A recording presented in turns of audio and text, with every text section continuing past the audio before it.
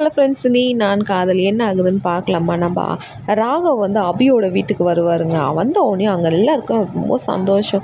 வாங்க மாப்பிள்ளை வாங்கன்ட்டு உடனே உட்காருங்கன்னும் போது அந்த இடத்துல நம்ம ராகவுக்கு வந்து ரொம்ப பதட்டம். ஏன்னா அபி வந்து முரளி கூட வந்திருக்கிறாங்கல்ல.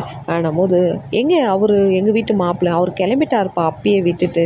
நம்ம உட்காருங்கன்னும் போது அபின்னு கூப்பிடும்போது அபி வெளியே வரும். ராகவை பார்த்த உடனே அந்த மனசால் எப்படி அந்த வீட்டுக்காரை பார்க்கும்போது, அதுவும் அந்த சண்டையில் வந்திருக்கும் போது அதை மனைவியாக இருக்கிறவங்க தான் அந்த ஃபீலை வந்து உணர முடியும். ஏன்னா வீட்டுக்காரர்கிட்ட சண்டை போட்டு அம்மா வீட்டுக்கு வந்துடுவோம். அம்மா வீட்டுக்கு வந்தோடனே அந்த இடத்துலையே வந்து நம்ம வீட்டுக்கார் வந்து நின்ன உடனே நம்மளுக்கு எப்படி இருக்கும், இப்போ அந்த மனுஷன் எப்படியெல்லாம் சண்டை போட்டார், இப்போன்னா இங்கே வந்தோடனே அதில் ஒரு சின்ன காதல் கடந்த ஒரு அன்பும் எப்படி இந்த லைஃபுக்குள்ளே இருக்கிறவங்க தாங்க இந்த உணர்வெல்லாம் உணர முடியும். வேறு லெவல் ஃபீலிங்கு. அந்த இடத்துல ராகவை பார்த்த உடனே நம்ம அப்படியே சந்தோஷத்தில் வந்து நிற்குவாங்க.